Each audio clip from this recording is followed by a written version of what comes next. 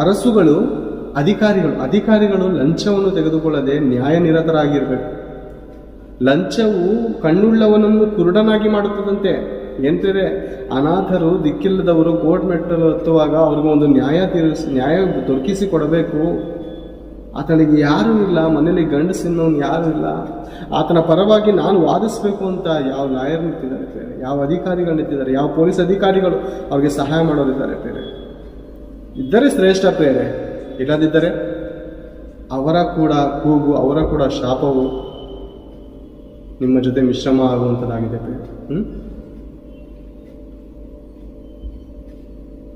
ಇಂಥವ್ರನ್ನ ನಾವು ಆಧರಿಸ್ಬೇಕಂತೆ, ದಿಕ್ಕಿಲ್ಲದವರನ್ನು ಪರಾಮರಿಸ್ಬೇಕಂತೆ, ಅನಾಥರ ಪಕ್ಷವಾಗಿ ವಾದಿಸ್ಬೇಕಂತೆ. ಇದೇ ಹೇಳುತ್ತೆ ದೇವರ ವಾಕ್ಯ.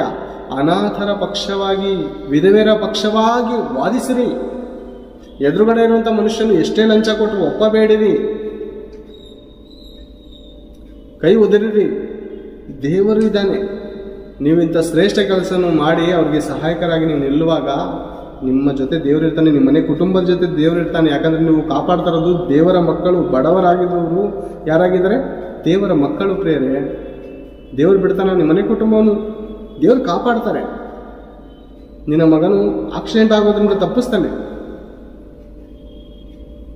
ನಿನ್ನ ಮಗಳಿಗೆ ಯಾರಾದರೂ ಬಲಾತ್ಕಾರ ಮಾಡುವುದಕ್ಕೆ ಪ್ರಯತ್ನ ಮಾಡುವಾಗ ದೇವರಲ್ಲಿಂದ ತಪ್ಪಿಸ್ತಾರೆ. ಖಂಡಿತ ನೀತಿವಂತನ ಮನೆಯು ಆಶೀರ್ವಾದದಾಯಕವಾಗಿರ್ತದೆ ಪ್ರೇರೆ,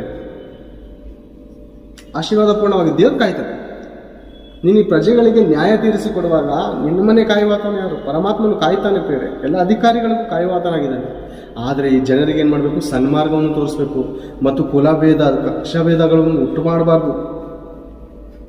ಅಧಿಕಾರಿಗಳಿಗೆ ಬುದ್ಧಿಜ್ಞಾನ ಕೊಡಲಿ ಅಂತ ದೇವರು ಪ್ರಾರ್ಥಿಸುವುದಿಗಳಿದ್ದಾರೆ. ಭಾಷೆಯ ವಿಷಯದಲ್ಲಿ, ಜಾತಿ ವಿಷಯದಲ್ಲಿ, ಕುಲದ ವಿಷಯದಲ್ಲಿ ಒಬ್ರಿಗೊಬ್ರಿಗೆ ಎತ್ತು ಕಟ್ಟಬಾರ್ದು. ನಾವು ಭೂಮಿ ಮೇಲೆ ಇರುವಂಥ ಸರ್ವಮಾನವರು ದೇವರ ಮಕ್ಕಳಾಗಿರೋ ಒಬ್ರಿಗೊಬ್ರು ಕಿತ್ತಾಡಿ ಒಡೆದಾಡಿ ಸತ್ತೋದ್ರೆ ಆ ತಂದೆ ಆದ ದೇವರು ಹೇಗೆ ಸಂತೋಷವಾಗಿರೋ ಸಾಧ್ಯ ಹೇಳಿ?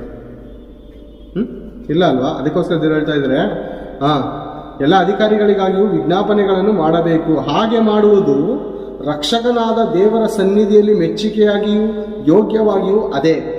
ಎಲ್ಲ ಮನುಷ್ಯರು ರಕ್ಷಣೆಯನ್ನು ಹೊಂದಿ ಸತ್ಯದ ಜ್ಞಾನಕ್ಕೆ ಸೇರಬೇಕೆಂಬುದು ಆತನ ಚಿತ್ತವಾಗಿದೆ.